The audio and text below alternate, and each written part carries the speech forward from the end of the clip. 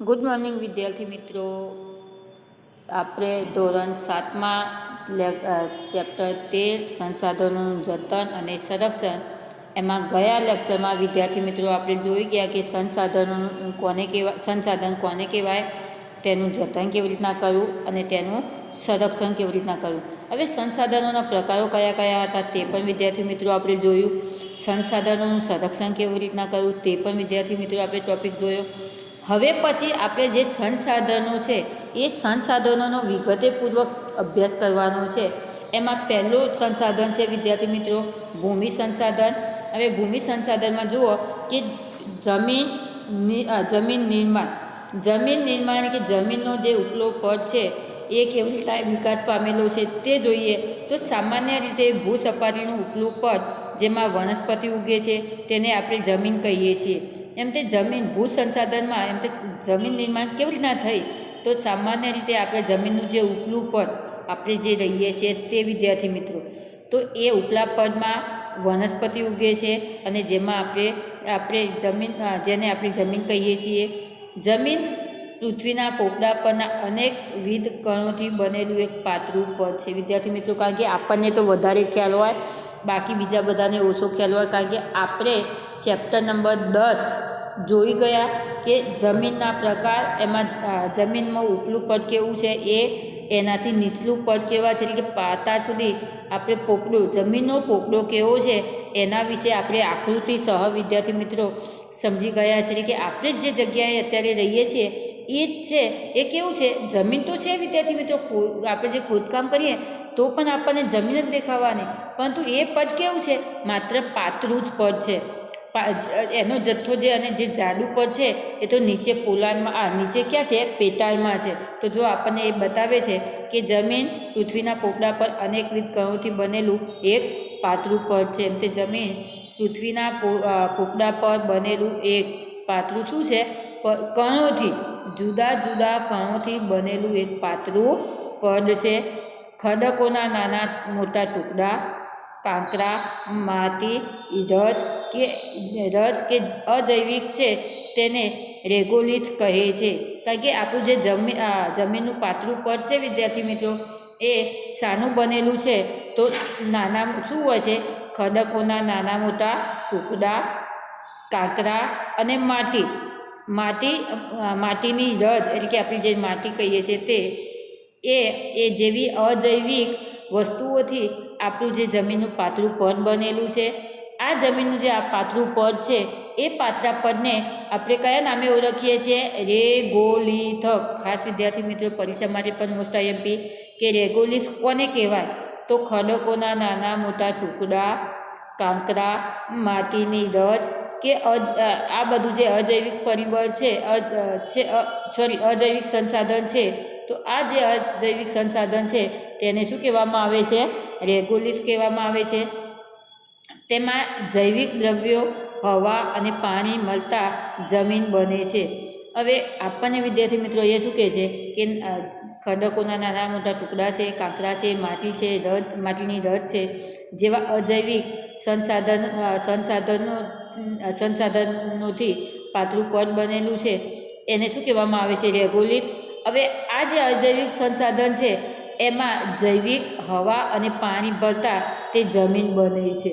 જો આપણી જે જમીન છે, આપણે એમ તે નાના મોટા ટુકડા, કાંકરા, માટી અને રજ આ બધું તો છે, એની અંદર હવા અને પાણી આ બંને ભરે છે. તો આ બંને ભરતા તે કયું સ્વરૂપ ધારણ કર્યું છે, એમ તે જમીનનું સ્વરૂપ ધારણ કરેલું છે. ખેતીના સંદર્ભમાં કોઈ પણ દેશોનો આર્થિક વિકાસ તે દેશની જમીનની ગુણવત્તા અને પ્રકાર પર આધાર છે. એમ તે ખેતીના સંદર્ભમાં કોઈ પણ દેશ આર્થિક વિકાસ વિદ્યાર્થી મિત્રો જે દેશમાં જમીન સારી, જે દેશમાં ખેતીવાડી સારી એવી થતી હોય તો એના લીધે ખેતીનું ઉત્પાદન કે આપણો પાકોનું ઉત્પાદન વધારે થાય. પાકોનું ઉત્પાદન વધારે થાય તો આના કારણે ઉદ્યોગ ધંધાનો સારો એવો વિકાસ થાય. અને ખેતી ક્યારે વિદ્યાર્થી મિત્રો શક્ય બને છે કે સપાટ જમીન હોય, એમ તે સારી એવી નદીઓ, સારા પ્રમાણમાં વિકાસ પામેલી હોય તો તેના કારણે એમ તે પાકોનું ઉત્પાદન વધારે થાય, આના કારણે ઉદ્યોગ ધંધાનો વધારે વિકાસ થાય. તો આના કારણે દેશોની આર્થિક વિકાસમાં શું થતું હોય છે, એની ગુણવત્તા જળવાયેલી હોય છે. વિદ્યાર્થી મિત્રો, તમે એ પણ ભણી ગયા છો કે આપણે આ બાજુ ઉત્તર ભારતની જે જમીન કે ગંગા, બ્રહ્મપુત્રા, સિંધુ આવી જે મોટી મોટી નદીઓ છે, તો આવી જે નદીઓ છે એ નદીઓને કારણે એ ઉત્તર ભારતમાં સારા એવા સમતલ મેદાનોનો વિકાસ થયો છે અને મેદાનોના વિકાસને કારણે ત્યાં પાકોનું ઉત્પાદન પણ સારા એવા પ્રમાણમાં થતું હોય છે. તો આના કારણે ત્યાં ઉદ્યોગ ધંધા પણ સારા એવા વિકાસ પામ્યા છે અને એની સાથે સાથે વસ્તીની ગીચતા પણ ત્યાં વધારે જોવા મળે છે. તો આમ જે દેશમાં જમીન સારી ગુણવત્તાવાળી હોય એ દેશ શું હોય છે, આર્થિક રીતે સદ્ધર ગણાય છે. હવે જમીનના પ્રકાર. ભારતીય કૃષિ સંસાધનો પરિષદ ICAR દ્વારા ભારતની જમીનને કુલ 8 પ્રકારમાં વહેંચવામાં આવી છે. એમ તે જમીનના પ્રકાર કેટલા છે અને કયા કયા? તો કાંપની જમીન, રાતી અથવા લાલ જમીન, કાળી જમીન, લેટેરાઇટ જમીન, રણ પ્રકારની જમીન, પર્વતીય જમીન, જંગલ પ્રકારની જમીન અને દલદલ એટલે કે કાદવ કીચડવાળી જમીન. બાકી જમીનમાં તમને ખબર પડી હશે. તો અહીંયા વિદ્યાર્થી મિત્રો આમ 8 પ્રકારની જમીનના પ્રકાર પડતા હોય છે. એમાં જમીનનું ધોવાણ અને સંરક્ષણ. તો જમીનનું ધોવાણ ગતિશીલ પાણી કે હવા દ્વારા થાય છે. એમ તે જમીનનું જે ધોવાણ છે એ ગતિશીલ પાણી કે હવા દ્વારા, વધારે પડતું રણ પ્રદેશો હોય કે વધારે પડતો જ્યાં પવન ફૂંકાતો હોય ત્યાં જમીનનું ધોવાણ થાય. કેમ વિદ્યાર્થી મિત્રો જમીનનું ધોવાણ હવા દ્વારા થાય? એ તમને કહું કે આપણું જે જમીનનું ઉપલું પદ પાતળું કહેવામાં આવ્યું છે, એ પાતળા પદ ફળદ્રુપ હોય છે. એ ફળદ્રુપ ભાગ હવા દ્વારા જો ઉડી જતો હોય તો ઉડવાથી એ જમીનમાં માત્ર કાંકરા અને ખડકો જ રહી જતા હોય છે. આના કારણે એની ફળદ્રુપતા ઘટે છે, માટે જમીનનું ધોવાણ થાય છે. અને પાણીથી તો વિદ્યાર્થી મિત્રો આપણે કહી શકીએ છીએ કે પાણીમાં શું થતું હોય છે કે પાણી દ્વારા એમ તે જે જમીનનો ઉપલો ભાગ હોય, તમે જોજો વરસાદ આવતો હોય અને રેતી નાખી હોય તો પાણી સાથે રેતી પણ ધોવાણ થતી હોય છે. તો આ રીતે જમીનનું ધોવાણ એમ તે પાણી કે હવા દ્વારા થાય છે. જમીનના ઉપલા કણોનું ઝડપથી કુદરતી બળો દ્વારા અન્યત્ર સ્થળાંતર થઈ જવું તે જમીનનું ધોવાણ કહેવાય છે. ખાસ વિદ્યાર્થી મિત્રો જમીનનું ધોવાણ કોને કહેવાય? તો જમીનના ઉપલા કણોનું ઝડપથી કુદરતી બળો દ્વારા અન્યત્ર સ્થળાંતર થઈ જવું એટલે કે ઉપલું પદ જે છે એ પદ એમ તે ધોવાઈ અને બીજી જગ્યાએ સ્થળાંતર થાય તેને શું કહેવામાં આવે છે? જમીનનું ધોવાણ કહેવામાં આવે છે. આવું જ થવાથી જમીન ખેતીની ઉપજનો ઘટાડો થાય છે અને તેને અટકાવવું જોઈએ. તો આ રીતે એમ તે જમીનનું ધોવાણ થાય, આના કારણે જમીનમાં ફળદ્રુપતા રહે નહીં અને ફળદ્રુપતા ન રહે એટલે જમીનમાં જે પાક ઉત્પાદન થાય એ પાક ઉત્પાદન કેવું થતું હોય છે? ઘટે છે. અને પાક ઉત્પાદન ઘટવાને કારણે ત્યાં શું થતું હોય? એમાં પાકનું ઉત્પાદન ઘટે છે. તો આના કારણે આવી જમીનનું ધોવાણ આપણે શું કરવું જોઈએ? અટકાવવું જોઈએ. હવે જમીન ધોવાણ અટકાવવાના ઉપાયો. એમ તે જમીન ધોવાણ અટકાવવા માટેના ઉપાયો કયા કયા? તો ખાસ પડતર જમીનમાં વૃક્ષોનું વાવેતર કરવું જોઈએ. કે જે જમીન પડતર હોય, ખેતી લાયક ન હોય તો એવી જમીનમાં શું વધારે વાવવું જોઈએ? વૃક્ષો વાવવા જોઈએ. જ્યાં ઢાળવાળી જમીન છે ત્યાં પગથિયા પદ્ધતિથી ખેતી કરવી જોઈએ. એમ તે જ્યાં ઢાળવાળી, કારણ કે ઢાળ હોય ત્યાં વધારે ધોવાણ થતું હોય વિદ્યાર્થી મિત્રો. તો ઢાળવાળી જે જમીન હોય ત્યાં પગથિયા પદ્ધતિ એટલે કે ખાંચા ખૂંચાવાળી ખેતી કરવી જોઈએ કે જેથી કરી અને એવી જમીનમાં ધોવાણ ઓછું થાય છે. આડબંધ બાંધવા જોઈએ એટલે કે જ્યાં ઢાળવાળી જમીનમાં કેવી હોય એના કિનારે શું કરવું જોઈએ? જોડે પથ્થર કે એવું બાંધી અને આડ બાંધી દેવા જોઈએ કે જેથી કરી અને જમીનનું ધોવાણ અટકાવી શકાય. જમીન પર ચરણ પ્રવૃત્તિઓનું નિયંત્રણમાં લેવી જોઈએ. ચરણ પદ્ધતિ પ્રવૃત્તિ એટલે કે વિદ્યાર્થી મિત્રો જે લીલો ઘાસચારો હોય ત્યાં ગાયો ભેંસો હોય એ વધારે પ્રમાણમાં જો ચલતી હોય તો આના કારણે જમીન એકલી દેખાતી હોય તો ધોવાણ વધારે થાય પરંતુ જો લીલું ઘાસ જમીન ઉપર હોય ખેતીમાં અને વરસાદ આવે તો વરસાદના જે લીલું ઘાસના કારણે જમીન જે હોય એ જમીન લીલા ઘાસના સાથે પકડાઈ રહેતી હોય તો આના કારણે એનું ધોવાનું ઓછું થતું હોય છે.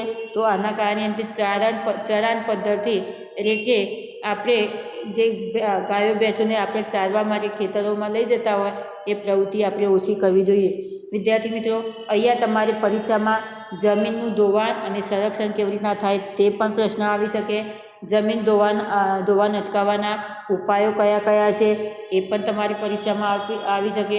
તો તમારે 2 માર્ક્સ માટે આ પ્રશ્નો મોસ્ટ આઈએમપી છે. હવે ભૂમિ સંરક્ષણ એટલે કે આપણે ભૂમિ સંસાધન જોયું. હવે ભૂમિ સંરક્ષણ એટલે કે જમીનનું રક્ષણ કેવી રીતના કરવું જોઈએ. તો જો વિદ્યાર્થી મિત્રો, ભૂમિ સંરક્ષણ એટલે કે જમીનનું ધોવાણ રોકીને જમીનની ગુણવત્તા જાળવવી રાખવી તે એમ તે ભૂમિનું સંરક્ષણ એટલે કે જમીનનું જે ધોવાણ છે એ ધોવાણ અટકાવી અને એની ગુણવત્તા જે જાળવી રાખીએ તેને જમીનનું શું કહેવામાં આવે છે, એની જમીનને ગુણવત્તા જાળવી રાખીએ તે ભૂમિ સંરક્ષણ કહેવામાં આવે છે. નદીના કોતરો અને પહાડી ડોરાઓ પર વૃક્ષો ઉછેરવા. જમીનનું સંરક્ષણ કરવા માટે નદીના જે કોતરો અને જે પહાડી ડોરાઓ છે એના પર શું વાવવું જોઈએ, એમ તે વૃક્ષો વાવવા જોઈએ. રણની નજીકના ક્ષેત્રોમાં વાતા પવનોને રોકવા વૃક્ષોની હારમાળા ઉગાડવી જોઈએ. એમ તે રણ પ્રદેશ જે છે તો રણ પ્રદેશોમાં પણ શું વાવવું જોઈએ, એમ તે પવનોને રોકવા. રણ પ્રદેશોમાં ખુલ્લામાં પવનો વધારે વાય વિદ્યાર્થી મિત્રો.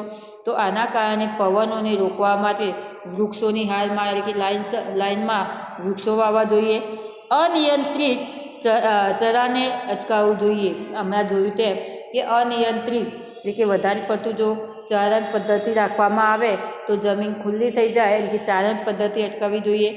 ફળદ્રુપતા ગુમાવી બેઠેલ જમીનમાં પુનઃ સેન્દ્રિય પદાર્થોનું ઉમેરણ કરવું જોઈએ. એમ તે જમીન જે ફળદ્રુપ હોય એ ફળદ્રુપતા ઘટી ગયેલી હોય તો એમાં સેન્દ્રિય પદાર્થો એટલે કે કુદરતી ખાતર આપણે વધારે પ્રમાણમાં તેમાં ઉપયોગ શું કરવું જોઈએ, નાખવું જોઈએ. આમાં સૌએ સાથે મળી અને સહિયારા પ્રયાસો કરવા જોઈએ. એમ તે આપણે બધાએ ભેગા થઈ અને ભૂમિ સંરક્ષણનું રક્ષણ કરવું જોઈએ. તો ખાસ વિદ્યાર્થી મિત્રો, આ તમારે 3 થી 4 માર્ક્સમાં આવે કે ભૂમિ સંરક્ષણ વિશે 3 થી 4 વાક્યો લખો. તો એમ તે જમીનનું ધોવાણ રોકી જમીનની ગુણવત્તા જાળવવી જોઈએ. જમીનમાં કોતરો અને પહાડી વિસ્તારો પર વૃક્ષો વાવવા જોઈએ. રણ પ્રદેશોમાં વાતા પવનોને રોકવા માટે પણ વૃક્ષોની હારમાળા રાખવી જોઈએ. અને અનિયંત્રિત ચારણ પદ્ધતિને અટકાવી તેને શું કરવું જોઈએ, એમ તે જમીનની અનિયંત્રિત એમ તે ચારણ પદ્ધતિ અટકાવવી જોઈએ. જમીનની ફળદ્રુપતા ગુમાવી બેઠેલા જમીનમાં પુનઃ સેન્દ્રિય પદાર્થનું શું કરવું જોઈએ, ઉમેરણ કરવું જોઈએ. આ રીતે આપણે સહિયારા થઈ અને ભૂમિ સંરક્ષણ કરવું જોઈએ. હવે એક ટોપિક વિદ્યાર્થી મિત્રો પૂરો થયો. હવે જળ સંસાધન, જળ એટલે કે પાણીનું આપણે પાણી સંસાધન કોને કહેવાય તે જોઈએ. તો પૃથ્વી પર પીવાલાયક પાણીનું પ્રમાણ માત્ર 3% જેટલું છે. ખાસ વિદ્યાર્થી મિત્રો, અહીંયા આપણને 3% આપ્યું છે. આગળના ચેપ્ટરમાં આપણને 1% જ આપેલું હતું. તો અહીંયા આપણને એમ કે પૃથ્વીનું પીવાલાયક પાણી 3% જેટલું છે. પૃથ્વીનો 3જો ભાગ જળ વિસ્તાર ધરાવે છે. એમ તે પૃથ્વીનો 3જા ભાગ જેટલો જળ વિસ્તાર, કારણ કે આખી પૃથ્વી જે છે એમાં 1 ભાગની જમીન છે વિદ્યાર્થી મિત્રો અને 3 ભાગની જમીન છે. તો પરંતુ 3 ભાગનું જે જળ વિસ્તાર છે એમાં 3 ભાગના જળ વિસ્તારમાં એ માત્ર પીવાલાયક પાણી કેટલું છે, 3% છે. પાણી કુદરતી થકી મળેલી અનમોલ ભેટ છે. ખાસ વિદ્યાર્થી મિત્રો, પરીક્ષા માટે પણ પાણી કઈ રીતે મળેલી અનમોલ ભેટ છે. તો તમારી ખાલી જગ્યા કે વિકલ્પો માટે પાણી કુદરત થકી એટલે કે કુદરતી રીતે મળેલી અનમોલ ભેટ છે. જળ એ જીવનની પ્રાથમિક માનવીની રોજબરોજની પ્રવૃત્તિઓ, ઉદ્યોગ અને ખેતી માટે જળ ખૂબ જ ઉપયોગી છે. એમ તે જળ એ જીવનની પ્રાથમિક માનવીની રોજબરોજની પ્રવૃત્તિઓ, જળ એ જીવનની પ્રાથમિક માનવીની રોજબરોજની પ્રવૃત્તિઓ, ઉદ્યોગો અને ખેતી માટે ખૂબ જ ઉપયોગી છે. એમ તે આપણું જે પાણી છે એ માનવીના રોજે રોજ પ્રવૃત્તિઓ માટે શું છે, ખૂબ જ ઉપયોગી છે. જળ સંસાધનોમાં મહાસાગરો, ઉપસાગરો, નદીઓ, સરોવરો, ભૂમિગત જળ વગેરેનો સમાવેશ થાય છે. એમ તે જળ સંસાધનોમાં કયા કયા છે? તો મહાસાગરો છે, ઉપસાગરો છે, નદીઓ છે, સરોવરો છે અને ભૂમિગત જળ વગેરે છે. પૃથ્વી પર જળ સંસાધનો મુખ્ય સ્ત્રોત છે. એમ તે પૃથ્વી પર જળ સંસાધન જે છે એ મુખ્ય, એમ તે પાણી એ મુખ્ય સ્ત્રોત કયો છે? પાણીનો મુખ્ય સ્ત્રોત વરસાદ છે. બધા જ સ્ત્રોત વરસાદ આધારિત છે. એમ તે બધા જ જે સ્ત્રોત છે એ શાના આધારિત છે? વરસાદ આધારિત છે. પુષ્ટિય જળ સ્ત્રોતોમાં નદી, સરોવર, તળાવ, ઝરણા વગેરેનો સમાવેશ થાય છે. એમ તે જે બધા જે શું કહે છે, બધા જે જળ સ્ત્રોત છે કે બધા જે પાણીનો સંગ્રહ કરવાવાળા છે, નદી, સરોવર, ઝરણા, તળાવ બધા, તો આનો મુખ્ય સ્ત્રોત કયો છે? એમ તે વરસાદ, અને તેમાં મુખ્ય નદી ગણાય છે. ફરીથી વિદ્યાર્થી મિત્રો કે પીવાલાયક પાણીનું પ્રમાણ 3% છે. પીવાનો ત્રીજા ભાગનો પૃથ્વીનો ત્રીજા ભાગનો જળ વિસ્તાર ધરાવે છે. એમ તે પૃથ્વી ત્રીજા ભાગનો જળ વિસ્તાર ધરાવે છે, કે 1 ભાગની જમીન ને 3 ભાગનું પાણી છે. પાણી એ કુદરતી મળેલી અનમોલ ભેટ છે. જળ એ જીવનની પ્રાથમિક માનવીની રોજબરોજની પ્રવૃત્તિનો ઉદ્યોગ અને ખેતીમાંથી જળ ખૂબ જ ઉપયોગી સ્ત્રોત છે. જળ સંસાધનોમાં મહાસાગરો, ઉપસાગરો, નદીઓ, સરોવરો, ભૂમિ જળ વગેરેનો સમાવેશ થાય છે. તો ખાસ વિદ્યાર્થી મિત્રો તમારા માટે મોસ્ટ આઈએમપી કે જળ સંસાધનોમાં કયા કયાનો સમાવેશ થાય છે? તો મહાસાગરોનો, ઉપસાગરોનો, નદીઓનો વગેરેનો ઉપયોગ થાય છે. પૃથ્વી પર સંસાધનોમાં મુખ્ય સ્ત્રોત વરસાદ છે, અને વરસાદનો મુખ્ય પુષ્ટિય જળ સ્ત્રોતમાં નદી, સરોવર, તળાવ અને ઝરણા વગેરે ગણાય છે. તો વિદ્યાર્થી મિત્રો આપણે જળ સંસાધન કોને કહેવાય તે જોયું. હવે જળ સંસાધનમાં જળનું સંરક્ષણ કેવી રીતના કરવું તે આવતા લેક્ચરમાં જોઈશું. ધન્યવાદ.